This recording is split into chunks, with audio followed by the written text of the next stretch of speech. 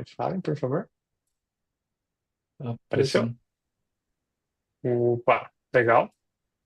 E bom, como o Nelson falou, né? A gente vai falar aí sobre MCP, né? Que é o Model Context Protocol, que a Anthropic criou ali em novembro de 2024.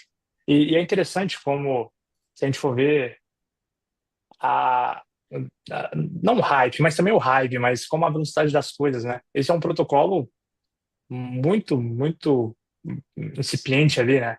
Se a gente vê, não tem nenhum ano ainda. E já está amplamente sendo utilizado, né? E isso é bem interessante, como no mundo da AI parece que faz tanto tempo, mas na verdade ah, nem tanto, né? Mas, enfim, então o que que é, né? O que que esse cara veio a resolver? A gente tem lá, né, o nosso ChatGPT, o nosso app de LLM, né, o Grok Desktop, a própria da Anthropic, né, o Cloud ali, ou mesmo as IDEs, né, Cursor, etc.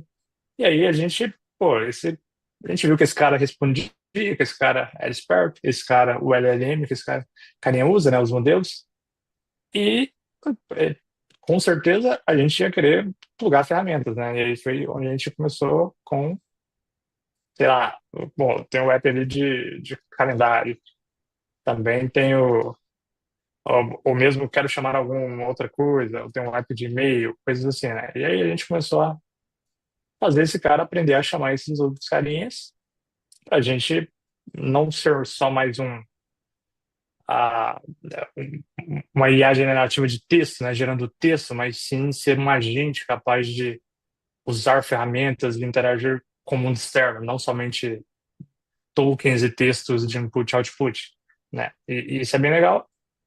E aí, no começo, teve muitas empresas que tentaram, né? A OpenAI foi meio que pioneira em algumas abordagens, né? Ela trouxe a questão do function calling facilitado, chamando functions de Python, ou functions, na verdade você passava as functions ali, né, e ele já descrevia para o modelo de uma maneira legal. Ah, pegou um pouco, não pegou tanto, depois a OpenAI também veio com a questão dos plugins, que também foi bem bacana, mas a adoção ainda estava meio, não estava tão legal. Por quê? Porque a gente chegava no problema que é o N para M, né? No fim a gente acabou chegando em um ponto assim, né, onde a gente tinha a OpenAI com as suas implementações customizadas de integração com os calendários, com os e-mails, com os apps de notícias e tudo mais que ela podia se integrar, só que era customizado, né? E aí o que ela fazia aqui não ajudava a indústria como um todo, não ajudava o ecossistema como um todo. E aqui do outro lado também, esse cara, poxa, eu vou construir então um jeito mais fácil de LLMs consumirem minha API. Só que aí o jeito que ele construía era um jeito que ele construiu junto com a OpenAI, mas talvez não dava certo para o Grok ou não dava certo para o nosso conterrâneo Maritake AI ou mesmo o Cloud.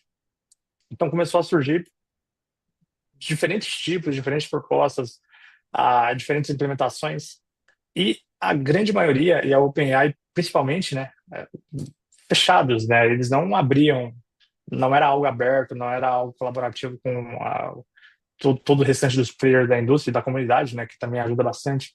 Então foi aí que a Anthropic saiu na frente, porque ela não fez um padrão para ser fechado para só ela usar. Ela de fato trouxe um padrão aberto, né, barra protocolo, né, a gente pode chamar de protocolo, que que traz de maneira super legal, né, e super aberta e tipo não era um negócio proprietário deles que eles queriam sair na frente, mas sim abrir para a comunidade e com certeza eles também, né, são uma empresa precisando do seu lucro ali e sair na frente. Então foi nesse ponto aí que a Anthropic lançou, né, o MCP. A galera viu e mesmo uma prova de que ele foi super bem aceito e de certa forma impossível de ignorar é que a própria OpenAI teve que se render, né? A OpenAI, que é concorrente, teve que também começar a trabalhar com MCP. Inclusive é interessante na documentação, né, que eles colocam lá que eles trabalham com MCP, mas em momento nenhum tem link para a documentação do MCP e nem mesmo citando a Anthropic, porque acho que eles não iam gostar.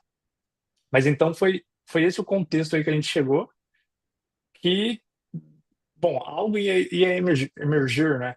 Até a questão da maneira como a gente configura, hoje em dia a gente dá as instruções globais para um agente, né? cada uma dessas ferramentas tem o seu jeito de fazer. Certo que em algum momento vai emergir um padrão e vai, enfim, tomara que seja aberto também, seja super colaborativo, assim como o MCP. Mas aí a gente pode então partir para arquitetura e como isso funciona. Mas até aqui, vocês, Giovanni, Matheus, Cristiano, gostariam de trazer algum ponto aí?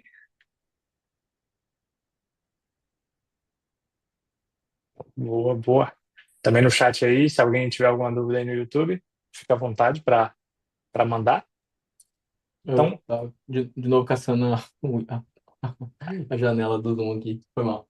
uhum, É, mas acho que isso foi uma sacada muito da hora, né? Tipo, a Anthropic ter pego e ter aberto isso para todo mundo, igual você falou, né? Não fazer uma coisa proprietária igual a OpenAI começou com esse function calls, né? Sendo uma coisa, dentro do chat GPT, ali dentro, você tem como chamar APIs e coisa e tal, então fica ali. A Anthropic já veio e falou assim, não, vamos ser democrático, tipo, galera, todo mundo tá nesse problema, vamos criar um negócio para todo mundo, aqui tá o protocolo, vamos se adaptar e se ajudar, né? Então, foi uma coisa bem maneira e é o que você falou, né? Muito interessante que, sei lá, um ano, né, ou um pouco mais que surgiu, é quase que uma coisa indispensável agora e é o que dá poder às LLMs, né? Tipo, é o que tá fazendo a LLM conseguir sair da bolha dela, né? Do conhecimento dela e fazer coisas que até então não era possível, né? Então, provavelmente vai evoluir mais ainda, mas o MCP já está dando vários braços aí, né, para os agentes e para as LLMs. É provavelmente o backbone já de muita coisa de workflows que a gente está usando, né? Saiu de só um boa. chat, só bem entre aspas, né? Um chat para sistemas. Acho que esse foi o grande passo que a gente deu e certamente já tem muita empresa pensando em criar APIs, mas não só APIs, criar também MCPs para seus produtos cada vez mais, né? Então, vamos ver os próximos capítulos.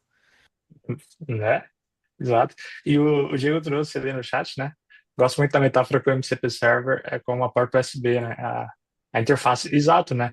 Isso é muito massa e a própria Anthropic coloca, né, ali na documentação ali, sempre que eles falam, porque é isso, né? No fim, é um padrão, né? E aí a gente pode trazer a analogia com o próprio Mac, a própria Apple, né? Ela usava o Lite, ela tentava não usar muito esses padrões abertos, mas no fim não tem como, né? Se rendeu ao USB-C e etc.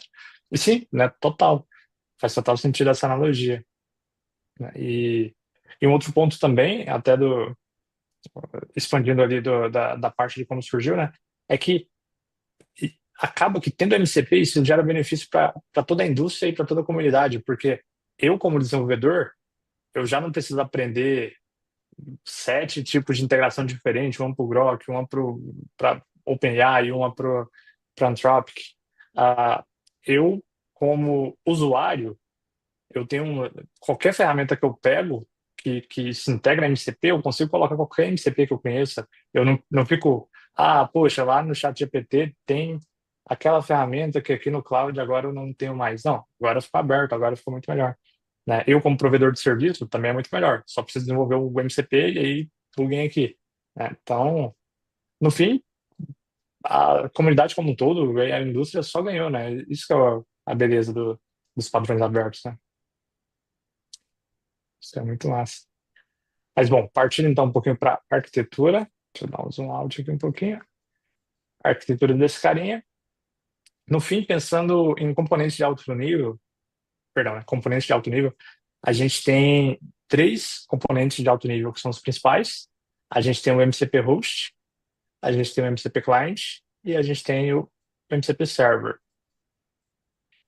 E bom, falando, né, bem rápido sobre esses caras, o MCP Host ele é o teu app de AI ali, o teu app que usa um LLM internamente, o Cursor, é o Cloud Code, o ChatGPT ou qualquer aplicação que a gente desenvolva que ali no fundo ela tem um LLM e que esteja integrando por MCP com alguma ferramenta, né? Então, esse cara é o MCP Host. O MCP Host ele é o app mesmo, né? É o app que está rodando ali, e aí, internamente ele tem um LLM, outros componentes. e tem o app aqui, o código de fato que faz essa orquestração.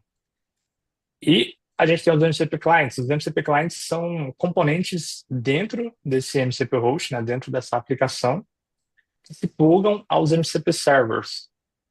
E os MCP servers, por sua vez, né, são os carinhas ali que entendem e fornecem seguem o protocolo, né, MCP, e aí eles conectam em diferentes fontes de dados ou fazem diferentes ações e, e assim por diante, né?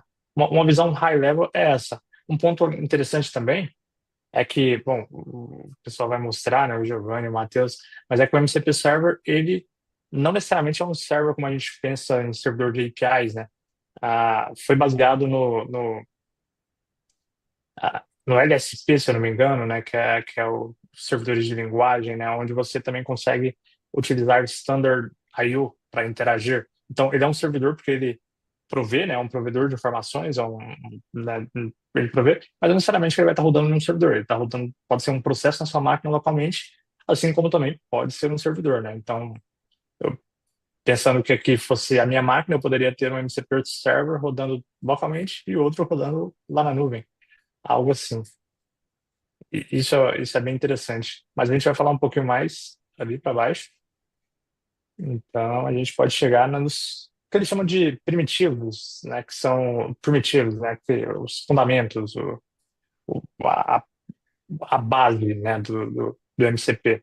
Pensando no MCP Server, a base dele, né, é feita, né, por três partes. A base dele é feita por resources, prompts e tools.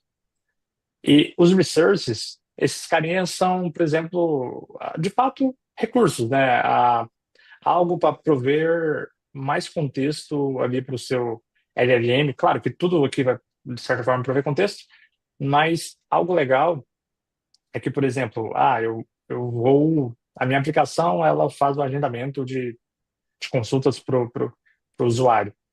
Então, quando eu for chamar o LLM, eu já gostaria de puxar como que está a agenda do meu usuário atualmente e passar para o LLM. Então, eu posso utilizar no server MCP para carregar um recurso que seria a agenda atual dele para já passar como contexto, né? A Anthropic traz essas diretivas, digamos assim, né, de quem que utiliza cada tipo dos fundamentos aqui, né, dos componentes fundamentais. Quando a gente fala de resources, ela coloca que é para ser usado pela aplicação, não necessariamente é para ser usado pelo LLM.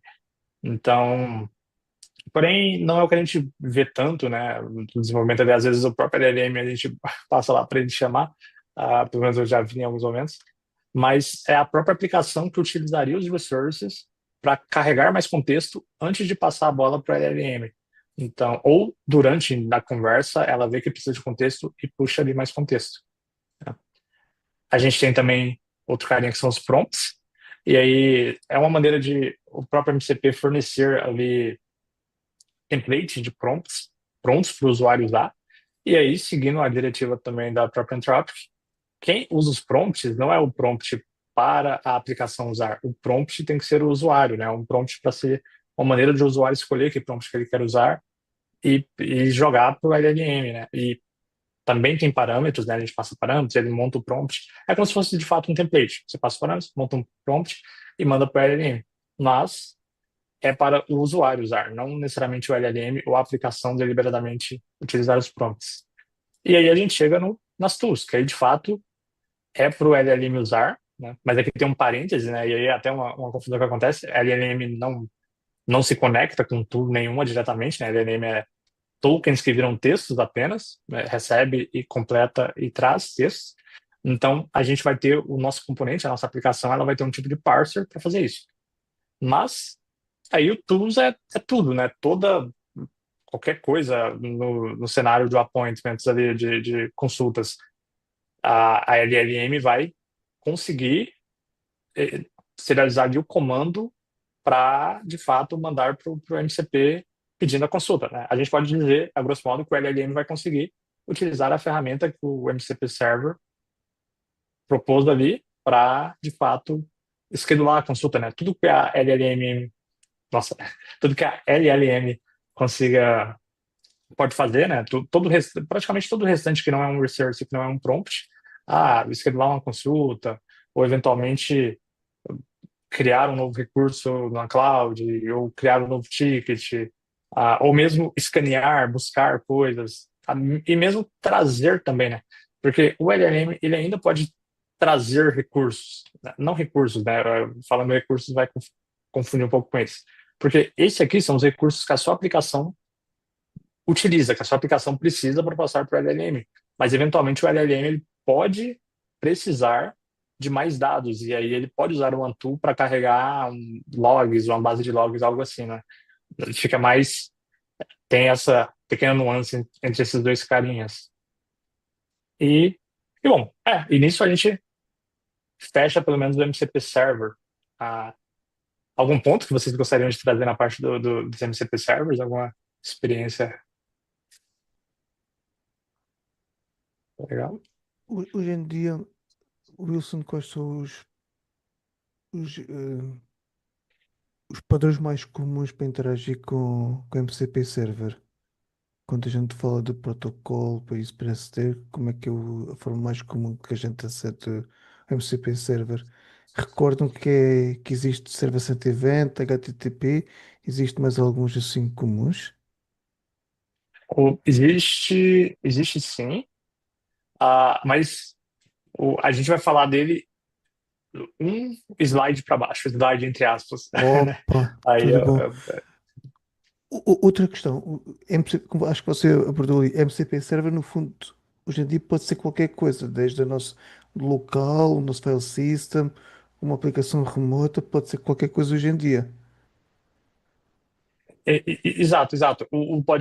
Ele pode ser hospedado entre aspas, ele pode ser um processo, um executável local que eu executo, mas contando que ele siga o protocolo MCP, né? Ele para a gente falar que ele é um servidor MCP. Mas sim, ele pode estar localmente e aí utilizar o Standard I/O, ou já adiantando também, ele pode estar, né, remotamente, e aí utilizaria o HTTP, né, com o JSON RPC por cima, que é um outro protocolo, e acima ainda o MCP, né?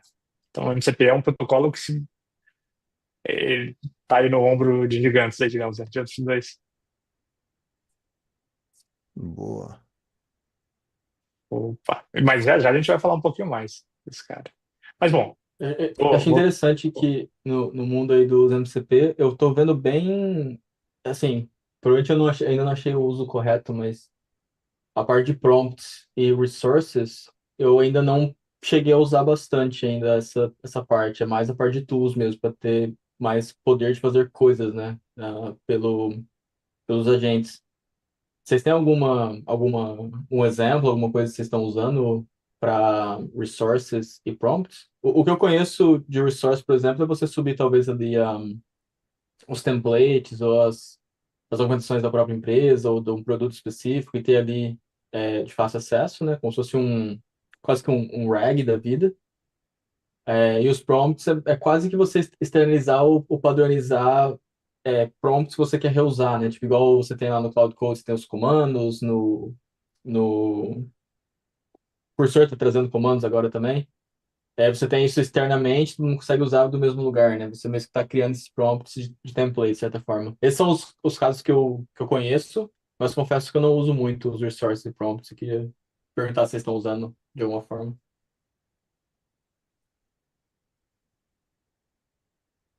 Nem conhecia, para ser bem sincero. Sim, eu também não estou usando muito, né? Mas, se eu não me engano, quando a gente coloca um MCP que ele tem os prompts, e a gente está conectado nele, no cursor, por exemplo, quando você dá o barra, ele já autocompleta com alguns dos prompts que ele tem ali. Ah, se eu não me engano, né? Pelo menos quando eu instalei um dos MCPs, eu vi isso.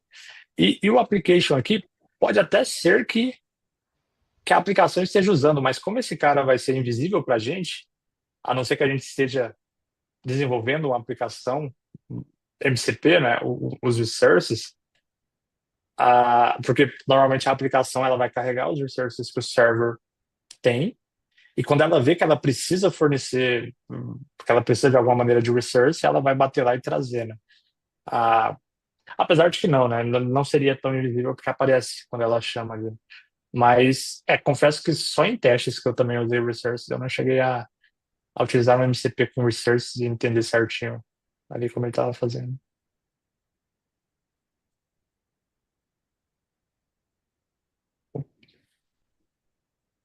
Quer mais algum ponto? Alguém tem mais algum? Não balei, tava curioso só pra ver se o pessoal tá usando, porque de fato eu É. vejo muito pouco uso para esses dois caras.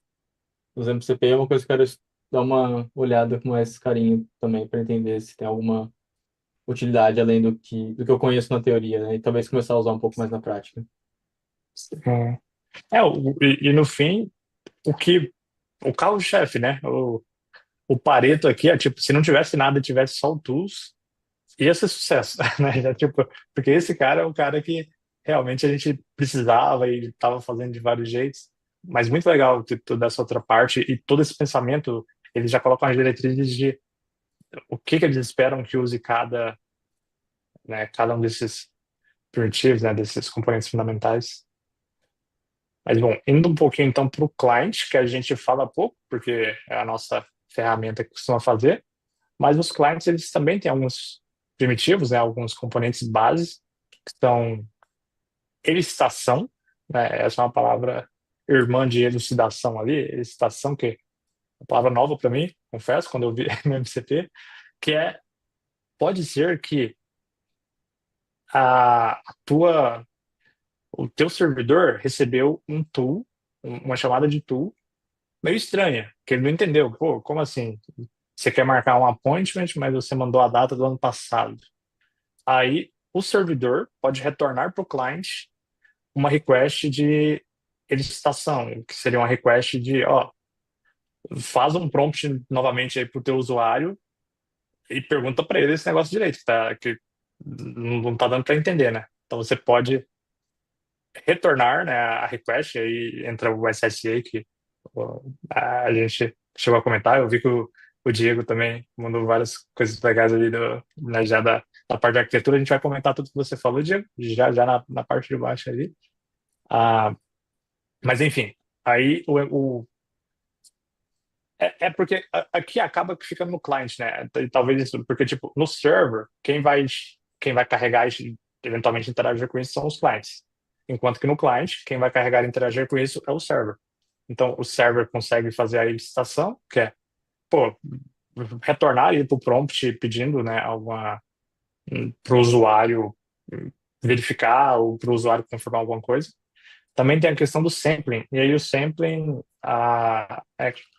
também às vezes aparece como sampling completion, que normalmente um servidor MCP ele não tem um LLM, ele é um servidor meio só para fazer o proxy ali com as ferramentas, etc. E o sampling é algo que o servidor, caso ele necessite, ele pode utilizar o LLM do cliente.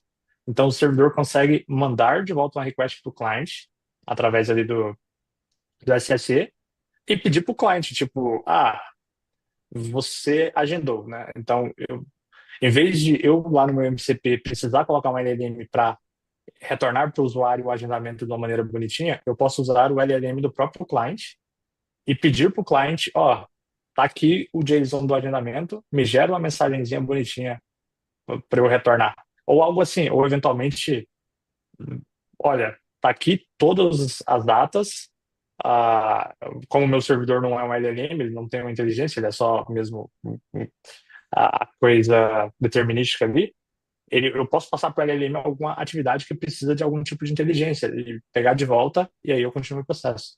Então isso é maneiro também, a questão do sampling. Bom, o logging também é só uma maneira de o servidor conseguir trazer os logs certinhos para o cliente.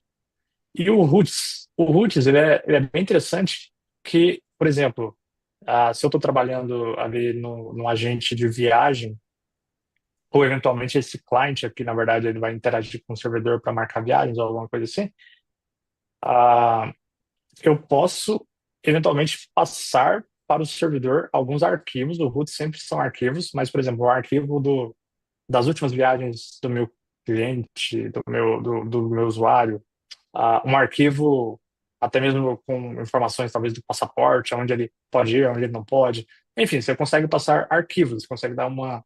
No roots aqui, o cliente consegue informar o servidor MCP quais arquivos o servidor MCP, caso precise, pode voltar aqui e pedir para ler, né? Só que aí na própria documentação é bem explícito que toda a interação com esses arquivos tem que ser feito pelo cliente por questão de segurança, não é o servidor entender e vir aqui.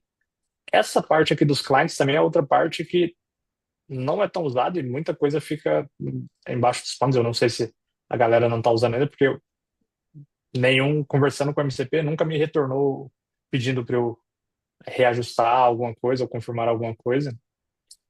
Isso é bem interessante também, a questão do sampling, porque a gente, como o provedor, o MCP Server, a nossa tool, não precisa ter um ILM. Se a gente sabe que são ILMs que vão falar com a gente pode se aproveitar e utilizar o próprio ILM do cliente para que ele faça ali algum processo que demande, né, um LLM, um IA generativo. Mas, mas bom, Esse do Elicitation aí, eu achei muito legal o exemplo que eu vi o cara fazendo um tic-tac-toe, né? Um jogo da velha. E aí ele falava, ele tava jogando contra o MCP Server, né? Então lá no chat ele começava, vamos começar um novo jogo de jogo da velha. Aí ele conseguiu fazer de uma forma que o jogo começava, o MCP começava e pedia pra ele, ó, agora é sua vez. O que você quer jogar? Aí ele ia lá no chat e falava, vou jogar X no lugar tal. Aí ele tinha um WebSocket, uma coisa na UI fazendo acontecer ali, mas era legal que ele tava fazendo um rolê de a MCP pedir para ele, perguntar para ele como ele ia começar o jogo, coisa e tal, e também o MCP ficava esperando ele fazer a jogada dele, né? Tinha uma outra versão lá que ele ia no jogo e jogava. Quando ele jogava, o MCP identificava o que ele tinha jogado e fazia a aproximação e jogava. Aí, é óbvio que é uma brincadeira, mas achei um exemplo bem legal de mostrar o MCP esperando coisa do cliente, de certa forma, ou pedindo alguma confirmação para o cliente de fazer alguma coisa, né? Um outro exemplo que ele mostrou lá, eu lembro que era tipo, fazer o setup de alguma coisa, né? Ele pergunta, você quer fazer do jeito X ou do jeito Y, né? Aí você responde literalmente clicando no botão, né? Tipo, ele mostra, tipo, opções ali. E alguns clientes, se não me engano, ele estava usando o cursor. Acho que estava usando o cursor como cliente. Mas era bem legal. Eu achei bem legal esse elicitation, achei maneiro. que massa, que massa. Sim, de fato, né? Pô, abre muita oportunidade, né? E que massa, e para jogos, né? Que legal. Bem interessante mesmo. Eu não havia pensado, quando eu falei, pô, o prompt nunca, o, o cursor, o agente nunca me retornou, né, pedindo algo assim.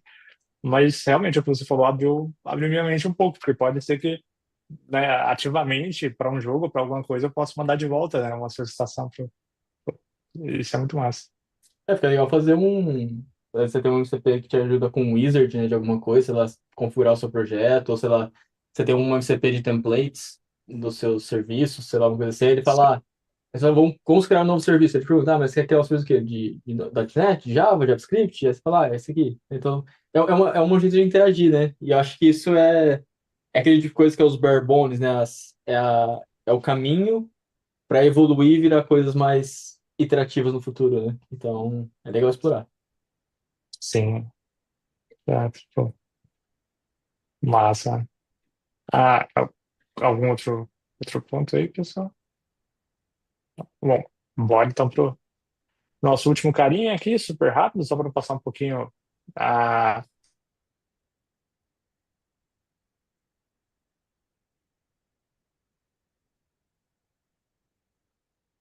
Será que perdemos o Wilson?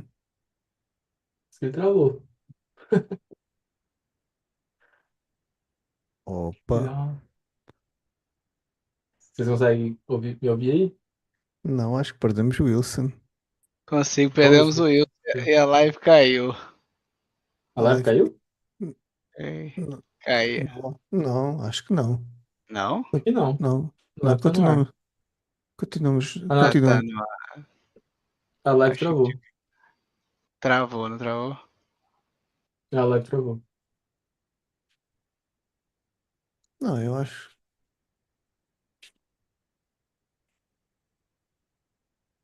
Opa, voltei. Estão me escutando? Teste. Sim. Tamo vendo, tamo vendo. Ah, legal, legal. Deixa eu voltar aqui. Bom, alguém poderia me É, situar é, de qual parte eu caí? Você nem começou o diagrama aí. Tá, perfeito, perfeito. Então, bora entrar nesse carinha. Acho que a live, a E live tinha bom, caído também, mas deixa eu só conferir aqui se voltou. não, Mas continue. continua, Giovanni. tá, boa, boa. Ah, mas show. Pelo menos pelo que Tá, eu vi, pelo que eu vi no YouTube, me parece que ela continua, tá ok. tá Está ok, tudo tá ok. ok. Manda bala. Boa, boa. Bom, o que eu esse diagrama aqui é mais para dar um overview geral, né? E aí, assim, pensando, na verdade aqui ficou data layer, mas na verdade é MCP. O MCP, ele acaba tendo duas linhas, né? Os dois pontos principais dele. Um é o data layer e outro é o transport layer. O data layer é o que a gente falou ali para cima. É o que que os clientes têm que prover, o que o servidor tem que prover, como que é essa integração, essa troca de informação, troca de dados, né? E aí é o que a gente falou, né? Ele roda em cima de um JSON RPC 2.0, né? E aí o que tem ali tem as features do server, as features dos clients que a gente falou ali em cima, e também tem esses utilitários aqui. Nesses utilitários entram as notificações, né, também. E, se eu não me engano, logs ficam aqui. Eu coloquei o logs no cliente porque é algo que o cliente tem que prover, mas as notificações são algo que são de duas mãos, né? O servidor consegue mandar notificações através do SCSE, enquanto o cliente também costuma, né, normalmente vai ter um endpoint que manda lá um notification para o servidor. Que logo no handshake, a gente tem que mandar uma notificação para o servidor falando, ó, estou ativo, né? Ready, na verdade. Initialized, isso. O evento é initialized. E do outro lado a gente tem o transport layer, que aí cai o que o Diego trouxe, né? A gente pode ir com o Standard I/O, a gente pode também. O outro ponto é o Streamable HTTP. Antes era somente o Server-Side Events, mas eles trocaram para o Streamable HTTP. E aí você consegue mandar os posts nas interações clients para o servidor e também mandar só e plugar em alguns endpoints que são endpoints auxiliares e até opcionais de server-side events para o cliente ficar escutando, né? E por que que eu acredito que, pelo menos aí lá não fala, né? Mas eu fiz como eu falei, brincando com o Giovanni, a gente fez um servidorzinho Node e um Node Express ali, só um Express bem padrão, só respondendo post. E a gente conseguiu conectar o MCP, mandar comandos, receber. Então a gente consegue só com post também, mas caso o servidor queira mandar notificações para o cliente, aí precisa ter o endpoint de server-side events também. Ah, e é isso. A introdução